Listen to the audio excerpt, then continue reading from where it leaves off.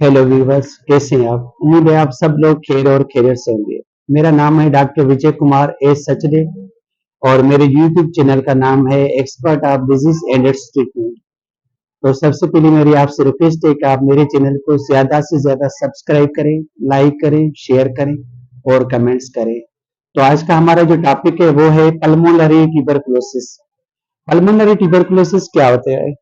ये ज्यादातर जो है ना किसी भी एज में हो सकता है, बच्चों में भी हो सकता है, यंग एज में भी हो सकता है और ओल्ड एज में भी हो सकता है। मगर ज्यादातर अगर ओल्ड एज की हम बात करें तो ज्यादातर वहां पे होता है जहाँ एटमॉस्फेयर जो है ना वो यानी कि गंदा हो, यानी कि जो आपकी नमी हो, या जहाँ पे धुआं ज्यादा हो, या आप फैक्ट्री में क्या आप मरते हो, या आप स्मोकर हो, चेन स्मोकर हो या क्रोनिक स्मोकर हो, तो उसमें जो है ट्यूबरकुलोसिस के चांसेस बहुत ज्यादा होते हैं एज कम्पेयर के उन बंदों को जिनको जो है ना स्मोक नहीं करते, उनको कमी होती है। और ये ज्यादातर ट्यूबरकुलोसिस जो है ना एक दूसरे से दूसरे आदमी में फैल सकती है और ये उन खानदानों में ज्यादा होती है जिन खानदान में एक बंदे को टीबी हो गई हो और कमरे छोटे हों और आबादी ज्यादा बड़ी हो, यानी कि एक या दो कमरा हो और जो रहने वाले जो अफराद हो वो 10 हो, 12 हो या 14 हो, यानी कि कंजेस्टेड माहौल हो। तो ये जो ना फैलती है एयर बाउंड ड्रॉप्स के जरिए, यानी कि जब आप कफ करते हैं तो कफ के साथ ही थाउजेंड के हिसाब से माइक्रो ऑर्गेनिज्म जो है ना मायोबैक्टीरियम ट्यूबरकुलोसिस, इसका जो पैथोजेनिक ऑर्गेनिज्म है वो है मायोबैक्टीरियम ट्यूबरकुलोसिस। ये जो है थाउजेंड्स के हिसाब से जो है ना एक कप के साथ फैल जाता है सारे कमरे में। तो जो जितने भी अपराध है वो उनको इन्फेक्ट कर सकता है। तो जब भी आप खांसी करें तो पहले तो आप चेहरे पे जो है या मुंह पे जो है रुमाल रखे खांसी, और उसके बाद एक बर्तन आप ले, उसमें जो है चूना डालते हैं, और जब भी आपको बलगम आए या थूक आए तो आपने उस चूने के जो डब्बे है उसमें आपने वो थूक या जो है बलगम वाली खांसी हो वो उसमें जो है फेंक जाना है बलगम आपने। तो इससे आप जो है दूसरे अपराध को प्रिवेंट कर सकते हैं, बचा सकते हैं अपने दूसरे अपराध को। तो हम आते हैं पल्मोनरी ट्यूबरकुलोसिस की तरफ। तो पल्मोनरी ट्यूबरकुलोसिस में हमारे पास जो पेशेंट आता है किसी भी एज में उसको ये कंप्लेन होती है, तो उसको फीवर होता है और कफ होती है, एनोरेक्सिया होती है, वेट लॉस होती है। स्पेशली जो फीवर होता है वो रात के टाइम में होता है और विथ स्वेटिंग होता है, रिगर के साथ भी हो सकता है। और इसकी जो हिस्ट्री होती है मोर देन 2 वीक्स होती है, यानी कि 2 हफ्तों से उसको बुखार के ना वो कम नहीं होता, उसका वेट भी लॉस होता है, एनोरेक्सिया भी होती है।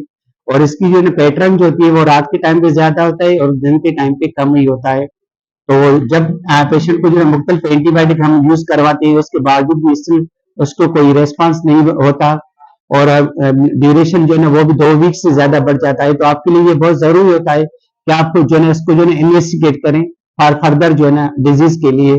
तो फर्दर डिजीज में सबसे ज्यादा जो कॉमन जो पाई जाने वाली डिजीज है वो है पल्मोनरी ट्यूबरकुलोसिस। उसमें आप क्या करेंगे, पेशेंट को जो है एडवाइस करेंगे X-ray chest PAV, X-ray chest PV करेंगे, और उसके बाद दूसरी जो टेस्ट है वो है सीबीसी विथ ईएसआर, और तीसरी जो टेस्ट है स्पुटम फॉर एएफबी, स्पुटम फॉर एएफबी आप उसको, यानी कि ये 3 मोस्ट कॉमन टेस्ट तो आपने जरूर करवाने हैं चाहे कुछ भी हो जाए। एक्सरे चेस्ट में जब आप फाइंडिंग देखें तो आपको जो है मुख्तलिफ एरियाज में जो है कैविटेशन जो है नजर आएगी, लंग्स के जो है दरमियान में, यानी कि कहीं पे भी अपर पार्ट पे भी हो सकता है, मिडिल पार्ट पे भी हो सकता है। तो ज्यादातर जो है अपर और मिडिल पार्ट में था, लोअर पार्ट में बहुत कम ही होता है ट्यूबरकुलोसिस। अगर होता है तो वो जो है अलॉन्ग विथ जो है लंग एब्सेस के साथ वो ट्यूबरकुलोसिस होता है, मगर ऐसे कॉमनली नहीं होता आम हालात में। तो एक्सरे चेस्ट में आपको ट्यूबरकुलोसिस फाइंडिंग नजर आएंगी।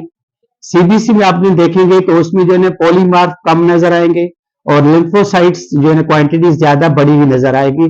बाकी जो है मोनोसाइट्स और जो है ना इजनोफिल्स वो मोस्ट लाइकली नॉर्मल रहते हैं, उनमें कोई तब्दीली नहीं होती, सिर्फ लिम्फोसाइट बढ़ जाते हैं और पॉलीमार्फ वो कम हो जाते हैं। और ईएसआर में हम जाएंगे तो ईएसआर हमें बढ़ी हुई नजर आएगी। और हम अगर स्पुटम फॉर एएफबी की तरफ जाएंगे तो उसमें ज्यादातर जो है पॉजिटिव मिलेगी। और स्पुटम आपने जब भी देनी हो तो ये जरूरी है आपके लिए कि आपने जो नेहरा नहीं, यानी कि बिफोर ब्रेकफास्ट खाली पेट से जो भी आप बलगम निकाले वो आपने एक डब्बी होगी, वो लेबोरेटरी वाले आपको देंगे, आपने उसमें जो है बलगम डालना है, उसके बाद उसको बंद कर देना है। उसके बाद आप जो है नाश्ता भी कर सकते हो और चाय भी पी सकते हो या पानी भी पी सकते हो, कोई इशू नहीं है, मगर खाली पेट पे देना है आपने। बलगम का जो है ना जो टेस्ट होगा वो उसको तुम आपने देनी है। तो ये हो गया आपका यानी कि डायग्नोसिस, इस पेशेंट को जो है ट्यूबरकुलोसिस है। जब उसको आपने डायग्नोस कर दिया तो अब आप हम आएंगे ट्रीटमेंट की तरफ से। और ट्रीटमेंट के साथ साथ ये भी जरूर देखना है कि पेशेंट को जो है कॉम्प्लिकेशन से जो है प्रिवेंट भी करना है। तो जब देखेंगे तो उसमें ज्यादातर जो है बच्चों में हम 3 ड्रग्स देते हैं और बड़ों में जो है 4 ड्रग्स होते हैं।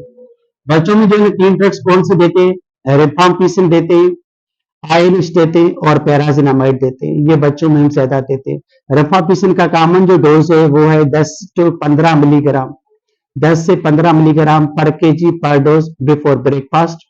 और आयरिश का जो डोज है वो है कम से कम 5 to 10 मिलीग्राम पर केजी पर डोज। और पैराजिनामाइड का जो डोज है वो कम से कम जो है ना आपने देना है 25 से 30 मिलीग्राम पर केजी पर डोज। और ये ट्रीटमेंट है ट्यूबरकुलोसिस की। उसके साथ अगर पेशेंट को कफ है तो एंटी कफ सिरप आपने कोई भी देना वो दे सकते हैं आप। और अगर फीवर है तो एंटीबायोटिक टेबलेट या सिरप जरूर देना है।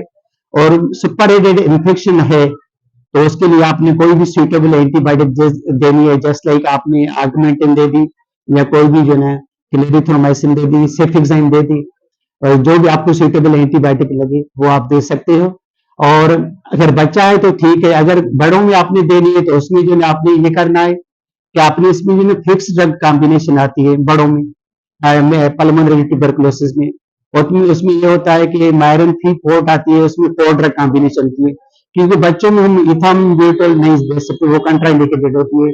अगर बच्चा आपके पास से 13 साल से कम उम्र में आता है तो आपने उसको इथाम्ब्यूटल नहीं देनी है, सिर्फ आपने देनी है रिफाम्पिसिन, आयरिश और पैरासिनामाइड देनी है, ठीक है। और अगर 13 साल से बड़ा कोई भी बच्चा आता है या अडल्ट में कोई पेशेंट आता है तो आपने फिक्स ड्रग कॉम्बिनेशन देनी है तो वो बेहतर रहेगा। तो ज्यादातर जो मायरन की फोर्ट भी आती है और दूसरी भी आती है, फायर भी आती है, दूसरे भी आती है, उसमें जो 4 ड्रग्स की कॉम्बिनेशन होती है। उसमें रिफाम्पिसिन भी होती है, आयनिश भी होती है, पैराजिनामाइड भी होता है और इथाम्ब्यूटल भी होती है।